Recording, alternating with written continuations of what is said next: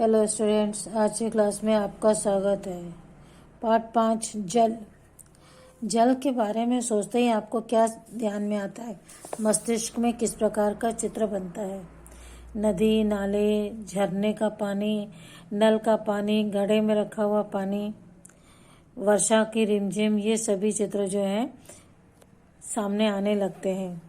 वर्षा में बड़े गड्ढे में पानी में जब वर्षा गिरती है तो नदी नालों में पानी भर जाता है। उसमें आपने कागज़ की नाव तो बहुत तैराई होगी, है ना? परंतु दोपहर तक यह पानी, सवेरे जो पानी या रात को जो पानी गिरता है वह सवेरे तक रहता है और दोपहर तक वह वाष्पित हो जाता है।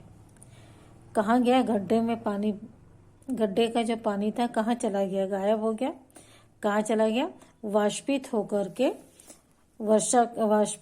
के वाष्प के रूप में वह बदल के उड़ गया, पानी भाप के रूप में। ठंडा होने पर जल वाष्प जो है संघनित होकर बादल का रूप ले लेती है और यहाँ से यह वर्षा, हिम अथवा सहिम वृष्टि के रूप में धरती और समुद्र में नीचे गिरता है। पानी जो है वाष्पित होता है और ये वाष्पित पानी जो है पुनः संघनित होता है, ठंडा होकर ऊपर उठता है, संघनित होता है, बादल का रूप लेता है और बादल में वर्षा की जो बूंदें भारी होने पर बादल में जो पानी है वह वर्षा की बूंदों के रूप में वापस धरती पर आ जाता है, समुद्र में और धरती में गिरता है। इस प्रकार ये धरती पे और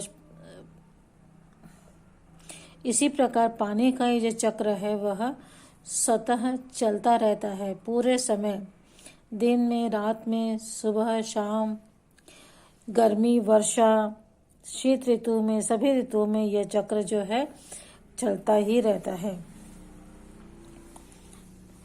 जिस प्रक्रम से जल लगातार अपने स्वरूप को बदलता रहता है और महासागरों, वायुमंडल और धरती के बीच चक्कर लगाता रहता है, उसी को जल चक्र कहते हैं। ये देख रहे हैं जल चक्र है। वर्षा का पानी जो है वाष्पित होता है, वाष्पित होकर के ऊपर उठता है और ठंडा होकर संघनित होता है और बादल के रूप धारण कर लेता है और फिर यही बादल जो है वर्षा के रूप में जमीन पर, पहाड़ों पर, नदियों में, समुद्र में वापस प्राप्त होता है। इस प्रकार का ये जल चक्र जो है लगातार चलता रहता है और सदियों से ये क्रम चला आ रहा है और आगे जब तक जीवन रहेगा, पृथ्वी रहेगी या सृष्टि रहेगी, यह क्रम लगातार चलता ही रहेगा। जो जल शताब्दियों पूर्व उपस्थित था वही आज भी मौजूद है। जिस जल का प्रयोग आज हम हरियाणा के खेत की सिंचाई के लिए कर रहे हैं, हो सकता है कि वह सैकड़ों वर्ष पहले अमेजन नदी में बहता हो। अलवण जल का मुख्य स्रोत नदी है, नाताल, सोते एवं हिमनद है। महासागरों एवं समुद्रों का जल लवणीय होता है। इसके अधिकांश नमक सोडियम क्लोराइड या खाने में उपयोग किया जाने वाला नमक होता है। लवणीय और अलवणीय जल। लवण यानी नमक। महासागरों का जल जो है वह नमकीन होता है, लवण युक्त होता है और नदी, नाले, नदियों का पानी, ताल, तालाब, सोते एवं हिमनद जो है, इन सब का पानी जो है वह अलवणीय होता है, मीठा होता है, पीने योग्य होता है। महासागर के जल में जो नमक होता है उसे हम सोडियम क्लोराइड कहते हैं और इसका अधिकांश भाग जो है हम अपने भोजन के रूप में, नमक के रूप में प्रयोग करते हैं। समुद्र का जल जो है लवणीय होता है और नदी, तालाब, झरने आदि का जो नल है वह पानी है वह पीने योग्य मीठा होता है, क्योंकि यह पानी जो है स्थिर नहीं है, लगातार बहता रहता है और इसी वजह से यह पानी जो है पीने योग्य होता है, इसमें नमक की मात्रा नहीं होती है। जल का वितरण। लवणता क्या होती है यहाँ देखोगे। लवणता 1000 ग्राम जल में मौजूद नमक की मात्रा होती है।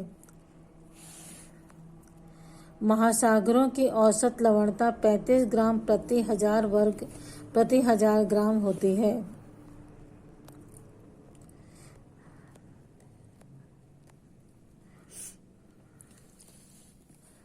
जल का वितरण हम सभी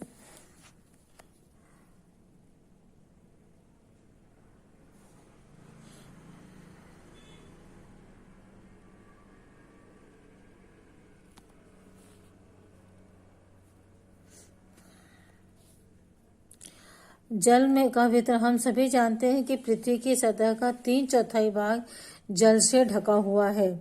यदि धरती का थल की अपेक्षा जल अधिक है तो अनेक देशों में जल की कमी का सामना क्यों करना पड़ता है? क्या पृथ्वी पर मौजूद संपूर्ण जल हमारे लिए उपलब्ध है? निम्नलिखित तालिका से जल वितरण का प्रतिशत दिया गया है। बच्चों, पृथ्वी पर 3/4 अर्थात 70% भाग में जल है।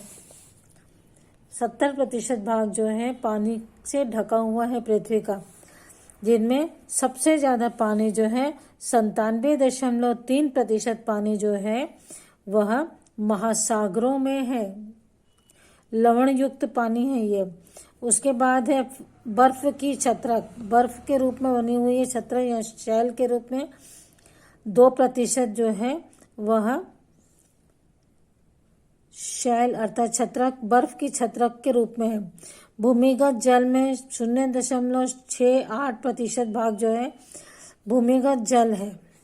झीलों का अलवणीय जल जो है 0.009% है। नमकीन झीलें जो हैं वह भी 0.009% है। वायुमंडल में जो पानी है वह 0.0019% है और नदियों में जो पानी है वह 0.0001% है। इस प्रकार यह पानी जो है 100% का है, परंतु इसका 70% भाग जो है यह 97% 3 भाग है वह पीने योग्य नहीं है, क्योंकि महासागरों का जल जो है नमकीन होता है और यह पीने योग्य नहीं होता। बर्फ की छत्रक जो है उसका पानी भी हमें प्राप्त नहीं होता है। जब बर्फ पिघलेगी तब वो पानी नदियों में आएगा, कुछ वाष्पित हो जाएगा। इस प्रकार से यह पानी हमारे उपलब्ध में नहीं है। भूमिगत जल है जिसे हम खोद करके कुएं या बोरिंग के रूप में प्राप्त करते हैं। इसके अलावा बाकी ये जल जो है वह लगभग 1% है जो कि हमारे पीने योग्य है, और इसे ही नमकीन झीलें हैं वह भी पानी पीने योग्य नहीं है। वायुमंडल का भी जो नमी के रूप में पानी वह भी हमारे लिए उपलब्ध नहीं है। केवल नदियों में जो पानी है और झीलों का अलवणीय पानी जो है वही हमारे पीने योग्य है। हम पानी का उपयोग अनेक रूप में करते हैं। सबसे पहले पीने के लिए, भोजन बनाने के लिए, घर की साफ सफाई के लिए, वस्त्र धोने के लिए, सिंचाई के लिए आदि रूप में करते हैं। तो सोच सकते हैं पानी की कितनी कम मात्रा हमारे पास है जिसका उपयोग हम अपने दैनिक जीवन के लिए करते हैं। इजराइल में मृत सागर है।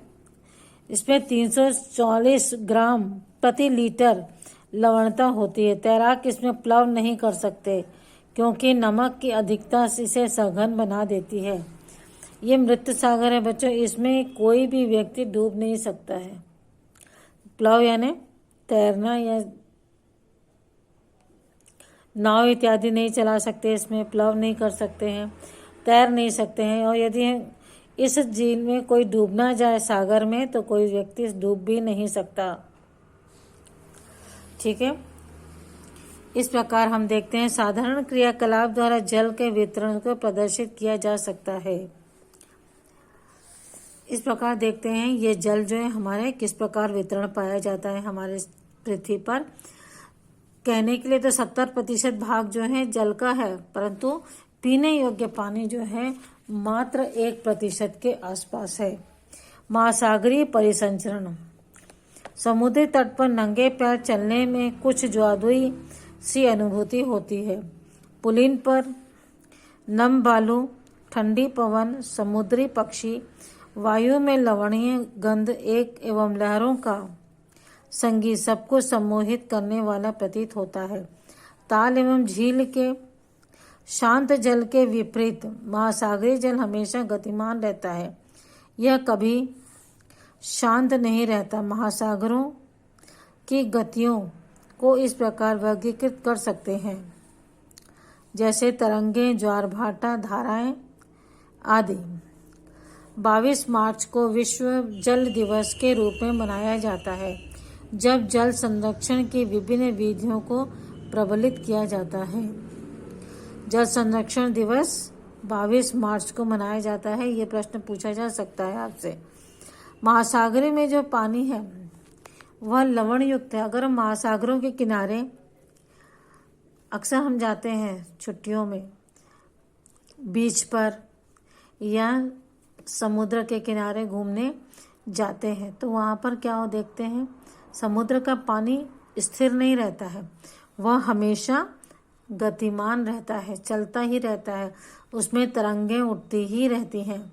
कभी कभी ये तरंगें छोटी होती हैं, कभी ज़्यादा बड़ी होती हैं। समुद्र के तट पर पैदल चलने के लिए नंगे पैर बिना चप्पल जूते के चल के देखिए, एक जादू सी अनुभूति होती है, क्योंकि नरम बालू रहती है वहाँ पे, रेत ही रेत है वहाँ पे, एकदम नरम बालू रहती है और उसमें हल्की सी नमी रहती है। चलने पर बड़ी अच्छा सुखद अनुभव हम करते हैं वहाँ पर। और समुद्र की जो लहरें आती हैं उनकी आवाज़ बहुत सुंदर लगती है, बहुत ही सम्मोहित करने वाली होती है। जो नहीं गए हो तो जाकर कभी देखना, समुद्र के किनारे बहुत ही आनंदित होते, सम्मोहित और आनंद का अनुभव होता है उसमें। और नमक की जो गंध समुद्र में होती है उसको भी हम महसूस कर सकते हैं। लहरों की आवाज़, यह सभी समुद्र के किनारे बहुत ही आनंद देता है। ठीक है। महासागर हमेशा जो है गति करता रहता है, शांत नहीं रहता है।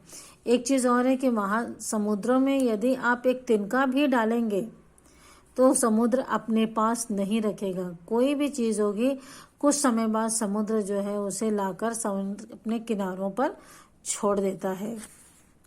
इसीलिए कई बार देखा गया है कि समुद्र के किनारे जो है कचरा आ जाता है, समुद्र किनारों पर कचरा आ जाता है। समुद्र में कई जगहों से पानी, नदियां लाकर पानी में डालती हैं, उसमें कचरा भी रहता है, तो उस कचरे को भी समुद्र जो है ला करके किनारों पर छोड़ देता है। और बालू के रूप में, रेत के रूप में भी वहाँ पर बहुत अधिकता पाई जाती है, जो कि बहुत ही बारीक और नरम रेत होती है। तो यहाँ पे हम समुद्र की गतियाँ देख रहे थे, महासागरों की गतियाँ देख रहे थे। वे हैं तरंगे, ज्वार भाटा और धाराएं। ये देख रहे हैं, ये समुद्र है, इसमें लहरें देखो उठती हैं ऐसी, और यहाँ पर ऐसे रेत बिछी रहती है। यह है दृश्य है प्रशांत महासागर का दृश्य है। इस वीडियो में इतना ही बच्चों, अगले वीडियो में इसके आगे हम देखेंगे। ठीक है, बाय।